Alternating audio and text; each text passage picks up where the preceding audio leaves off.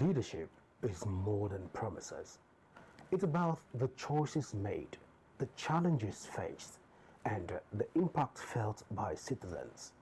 I am Godwin Sunday, and this is Correro, where we examine governance with clarity and depth.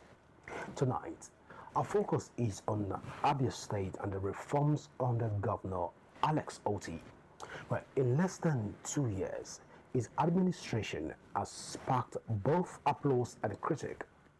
On infrastructure, hundreds of kilometers of roads have been constructed or rehabilitated, particularly in Umuahia, the state capital, and also Aba, boosting commerce and connectivity. Over 140 road projects are credited to this administration. In agriculture, initiatives supporting local farmers have reportedly increased maize production by 25%, while industrial growth in Aba is helping diversify the state economy. Fiscal reforms have been notable with a 57% reduction in domestic debt achieved without new borrowing. Yet, challenges persist. Critics argue that while visible, some reforms may not be transformative and concerns remain over security, cost of living, and the impact of certain state levies on small-scale businesses. Public commentary highlights a mixed experience among citizens despite the administration's efforts. On Correro tonight, we go beyond praise or critique alone. We examine where OT policies are delivering. We examine whether the Governor Oti's policies are actually delivering on change.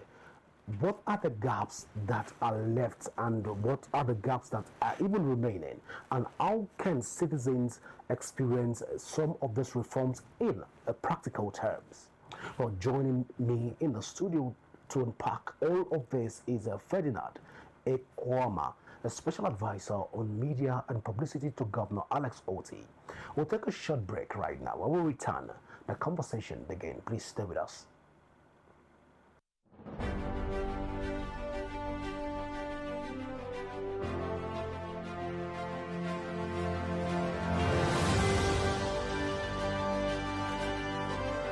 And some of the policies that it has tried to even implement. Now, for one, we'll say that Governor Oti's administration has been centered around education, infrastructure, healthcare, and also on governance. He has always emphasized on fiscal discipline, transparency, and economic growth.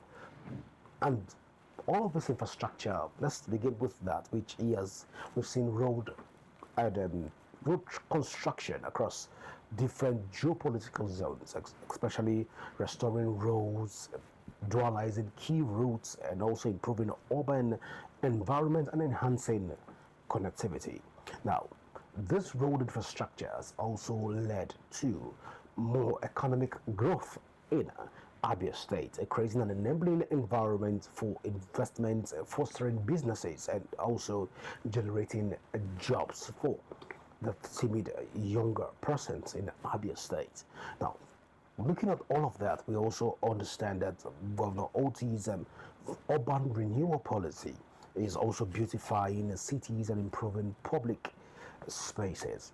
But then that is on one hand when it has to do with infrastructure by Governor Oti's administration. But then away from the infrastructure, his focus also has been on health, which is he has also ensured that there have been rehabilitation of about 200 health centers and constructing even constructing new ones across Abia State. While people will say that this can only be done by a man from the UWA that with his in Abia State, but then we're seeing a governor being strategically focused on delivering on healthcare facilities in Abia State. Not just that alone, we're also seeing the rate of staffing in the whole healthcare system in Abia State. But not forgetting also we have around the health security in Abia State right now, which has to do with the Abia Medical City and providing hearing aids. Now, that's on the healthcare. Now, education has always been known to be the bedrock of every civilization. Now, Upper State Governor, the person of Governor Alex Oti, has also focused on the educational system across the state, and also looking at teachers' recruitment in the state, and of course, thousands of teachers, new teachers to be precise, have been recruited into the educational scheme of the government in order to ensure that the average Abian is well tutored and educated to face the world and the global space. But then, apart from teachers recruitment, we also have a situation where we have school infrastructural development by this administration. What about policy reforms in the educational sector?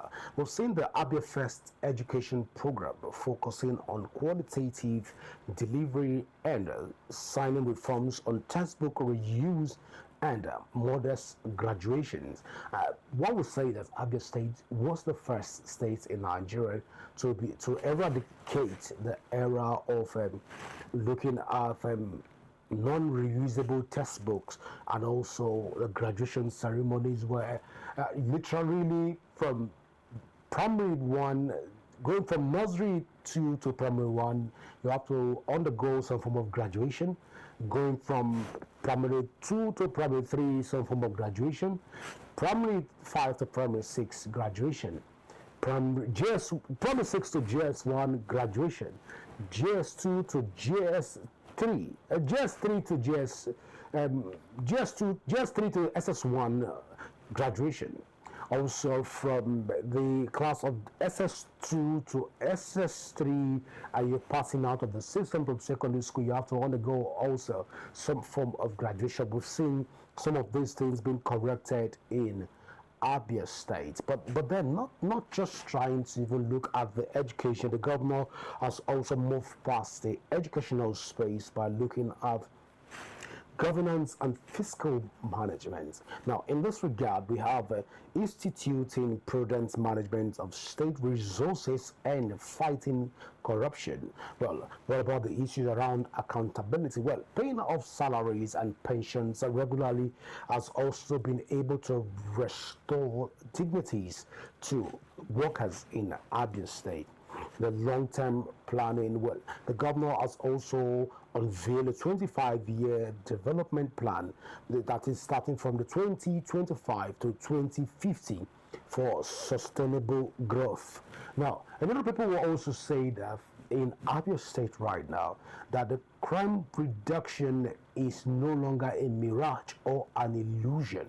It has greatly improved in Abia State. That is to say, that Abia State right now observed or has marked a decrease in criminal activities. Now, these are some of the achievements by Governor Alex Oti. But then, looking at all of this, there are also concerns being raised by a lot of persons. First is the issue around the road construction in Abia State, saying that, okay, the roads have been fixed, the roads have been constructed, the roads are even rehabilitated. But then, OUK, it's an abbreviation for Orji Uzo Kalu, have come out to say, hey, some of the roads that are being constructed and have been even rehabilitated in Abia State are project undertaken by him, that is, Governor Alex Oti has not done magnificently well and enough when it has to do with road construction in Abia State. In other words, Governor Alex Oti does not have a clear direction when it has to do with road construction. Rather, it's a copy and paste model that he is implementing across board in Abia State. How correct is this assertion? Well, we'll try to even look at this and try to tie it up away from the road construction, because right now it has been alleged that all the roads in Abia State right now is just reconstructed, rehabilitated, and painted. So, for a lot of persons, they will say that Governor Alex Otti is a master of art and crafts. He knows how to paint the roads. But then the people of Abia State are not saying that the governor is not performing. That is to say that he's not a performing governor.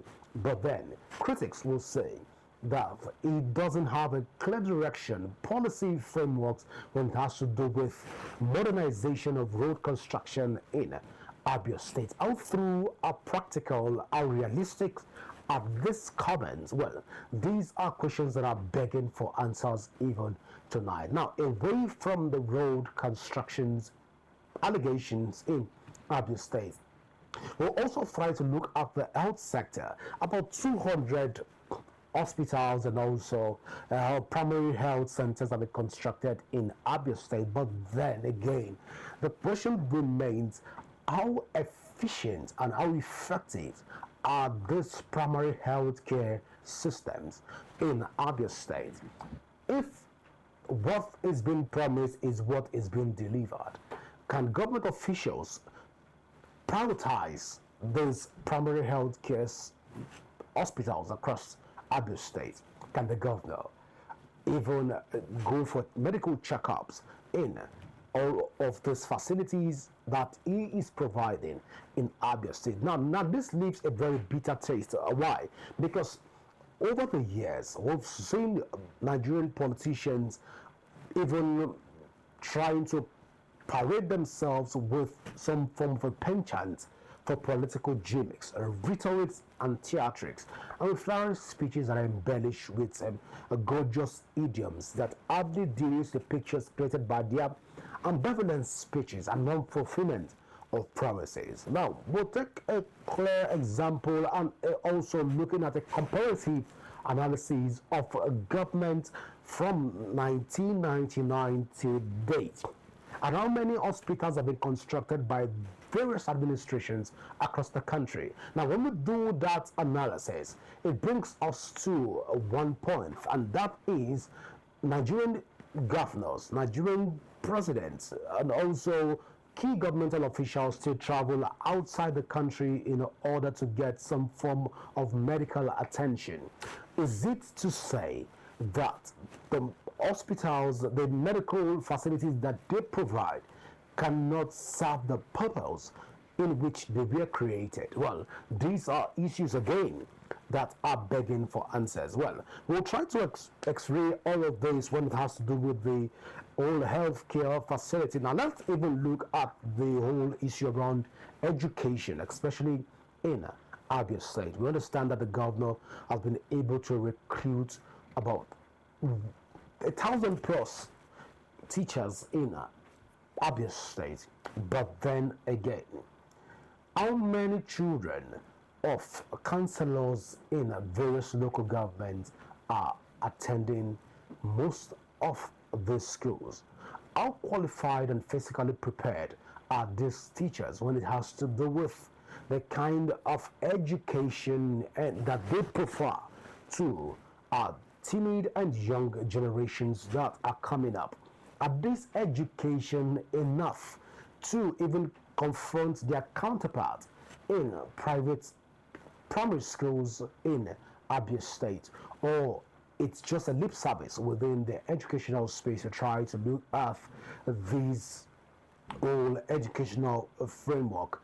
Or are we just saying that the 6334 educational policy is just there to be another lip service? Because we're not looking at the quantity of educational system even in the southeastern part of Nigeria, but rather the quality of education even in the southeastern part of Nigeria. Now, of course, Abia State is the focus for tonight's education, but then we are not just even looking at the whole qualitative nature of the education, but looking at how to incorporate and innovate the educational system in Abia State. The teachers that are being recruited, that are even right now providing the dividends of education to our children in the Abia State, can they withstand the current realities of the evolution that is going on across the world when it has to do with educational system across the board? Now, these, again, are questions that are begging for answers. How quality are the teaching strength of what is being induced and what is being even delivered to the children in our primary and secondary educational system? Because if we don't get this right, recruitment becomes another exercise in futility. We need to look at all of this. But these, again, are some of the issues that we will try to x-ray tonight, to look at the educational system and reforms by Governor Alex Otti. But then, not even on recruitment, looking at the infrastructure in Abia State, we understand also that there have been upgrades of schools, including building new ones and making them smart schools. But this brings us back to that point where we begin to ask, when the schooling system begins to metamorphose into smart schools, how many smart schools can we have in rural community? If we can have multi-sparse smart schools in rural community, how many councillors in local governments, how many chairmen of local governments' children will be able to attend this school in order to be smart? And let these schools also reflect the smart school project initiative by Governor Alex Otti. So we need to have that statistics and also try to look at it, because then we cannot have a smart school that tends to even go on the divide of not the average Abian. Looking at all of this, we need to begin to address all of this. Now, again, not forgetting that also the free transportation and also the bus system being provided by the governor. We understand again that this bus doesn't operate a 24 hours service in Abia State. Now, this is an electric bus, and we understand again from all of the conversation that Abia State right now enjoys some form of electricity in different divide. But then this bus, is being said, can only operate on approximately by 12 p.m. it's already packed, because there again there is no sufficient electricity to drive this bus at different electricity charging points in Abia State. Infrastructural wise, we begin to ask, are these buses necessary or a waste of state resources? Well, we'll begin to look at all of these issues in Abia State and try to look at some of this drive and the motive behind all of these reforms in transportation, facility development, health, agriculture, and what have you in Abia State, because Abia State tonight is the focus. Now, let's even look at the last path of the educational reforms and tie it up with the whole educational system in Abia State. Concerns have risen. The first concern is that the Abia First educational program is supposed to focus on qualitative delivery and also the textbook reforms. Now, we should also applaud the governor for all of this in order to create some form of a modest graduation and also reusable textbooks across the board. But then they begin to ask a very salient question, which centers around the fact that Abia First educational program and the educational program still have some cracks. What are these cracks? The cracks remain that the Abia First educational system can it be compared to international best practice when it has to do with educational system, not just the Abia First Educational Program. How smart is the Abia First Educational Program?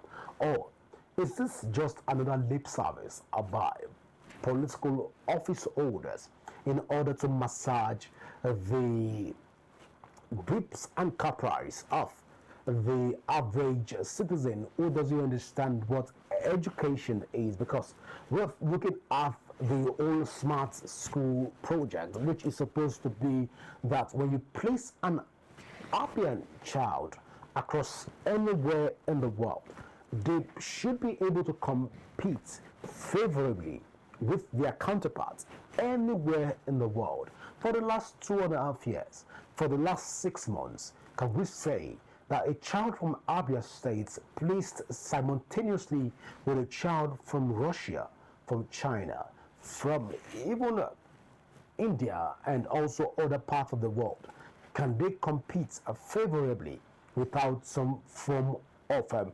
retrogressive backwardness in the smart school program idea? Well, these are some of the things that we would even try to look at, but let's even return back to even governance and own fiscal management. Well, the transparency, which is instituting management of state resources and fighting corruption. Well, it has been alleged that Governor Alois Oti's administration has been marred with some form of corruption allegations. But these are allegations. We don't have the facts available to us right now. But then, these are concerns that have been raised by a lot of individuals in the state. First, we have the deputy Speaker of the House of Representatives, the person of Benjamin Kalu, who have come out to say that the money that's been given to Abia State does not automatically reflect what should be in Abia State. That is, the federal allocation funds that has been earmarked to Abia State doesn't reflect the developmental strides in Abia State. That is, Abia State is underdeveloped. Abia State is largely underrepresented. Abia State is largely not even seen in the accelerated scheme of things when it has to do with development. But then again, we begin to ask silly questions. The all prudent management and fighting corruption in the state, is this just another audio fighting of corruption?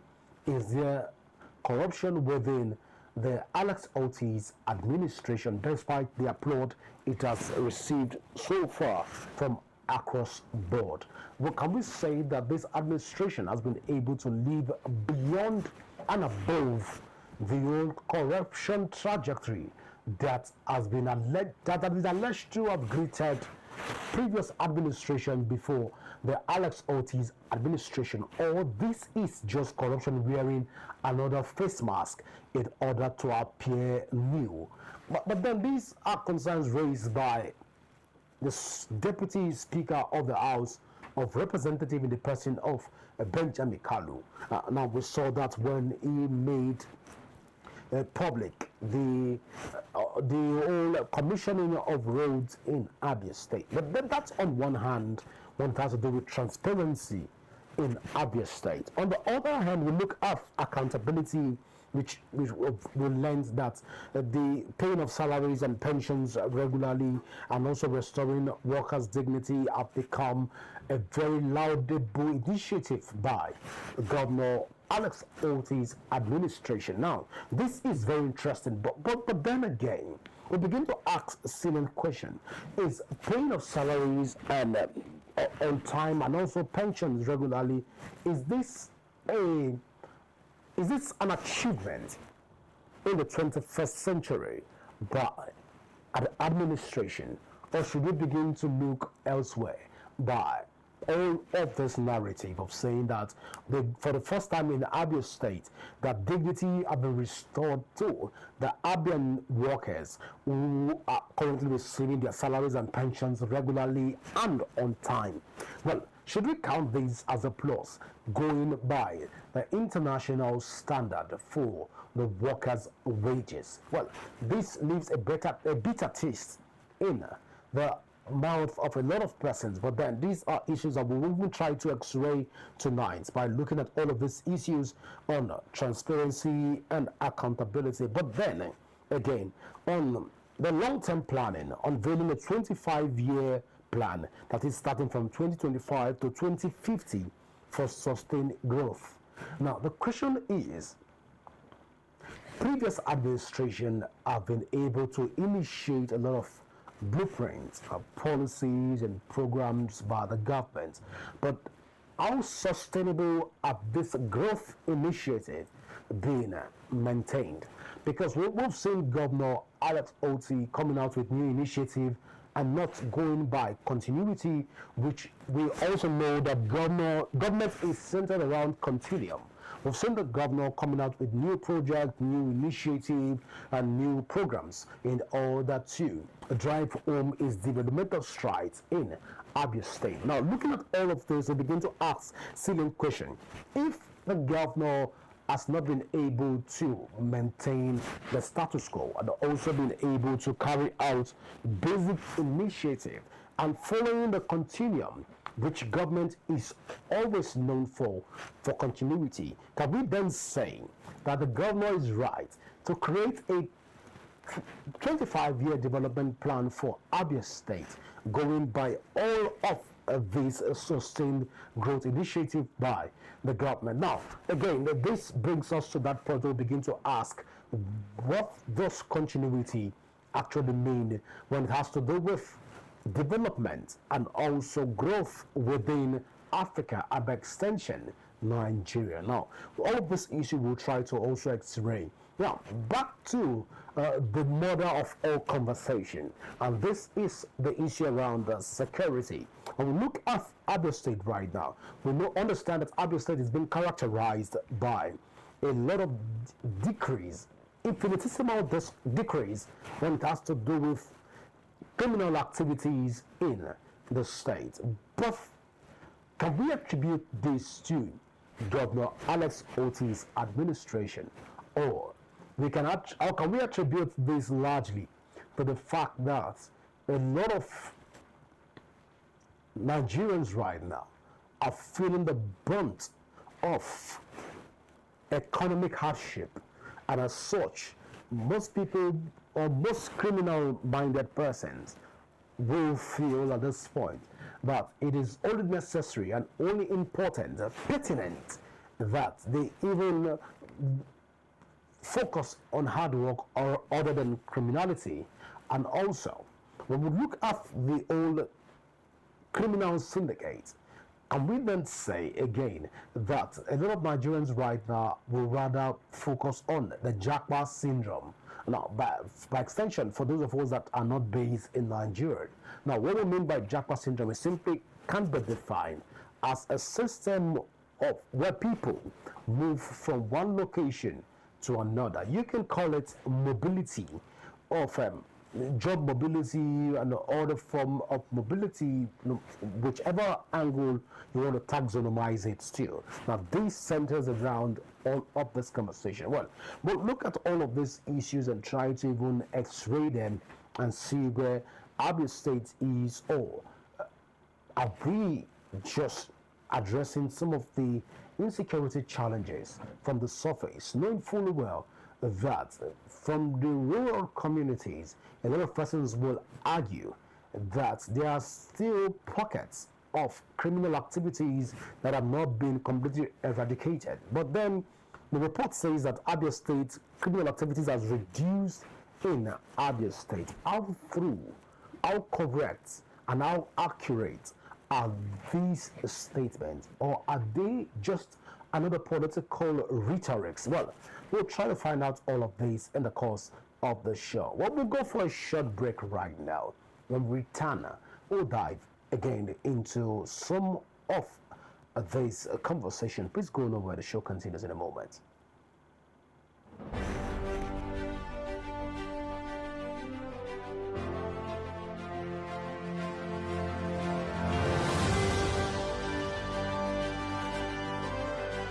word that is even appropriate to use.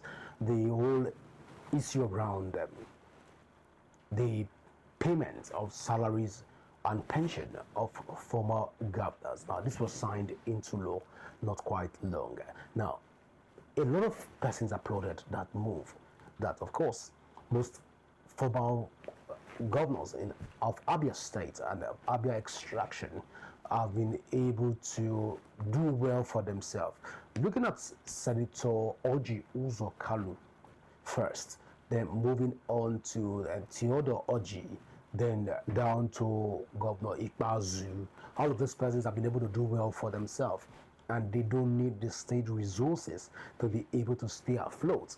But now, while this comes with great applause, a lot of people begin to ask a salient question.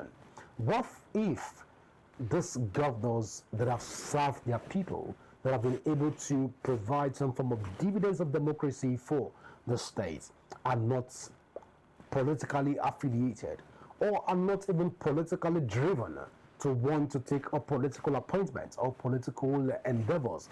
Now they just want to be private citizens, and they did not steal from the state coffers. What happens to them? Is this the right step in the right direction taken by Governor Alex Otti? Even though across board, every state right now, individuals and especially young Nigerians are applauding that move to be the right step in the right direction. But the question remains, if these governors did not take from the state coffers, is this a direct punishment to these state governors that have been able to serve magnificently proud to this time? But another side of the divide will also argue that before the state governors even decide to come into the political space, a majority of them have been doing well for themselves outside the political space. Now, that is to say that majority of the governors that have been able to pilot the affairs of Abia State were professionals, distinct professionals in their field before even coming to the political space. Now, this again brings us to that point of asking, should political office holders be buoyant enough, be wealthy enough before they venture into the political space? Or then, should the political platform becomes another avenue where people begin to make the kind of wealth that they need for posterity to come? Well, these are issues that are even begging for answers, but then we'll try to x-ray all of these. But I sincerely apologize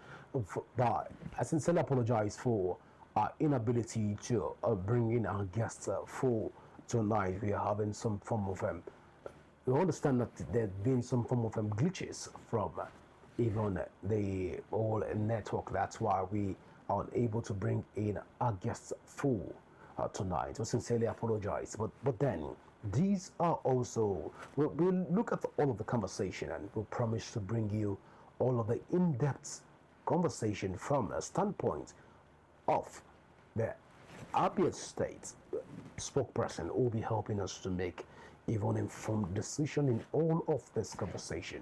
I want to sincerely appreciate you for staying with us till this time. Don't forget that you can join the conversation and also leave the thoughts with us on our social media handle currently showing on your screen. And you can also download the Rapid TV app from your Android and iOS devices to keep track of our broadcast. My name is Godwin Sunday. Always remember that peace and unity are the pathways to progress. Do enjoy the rest of your night rest. Bye for now.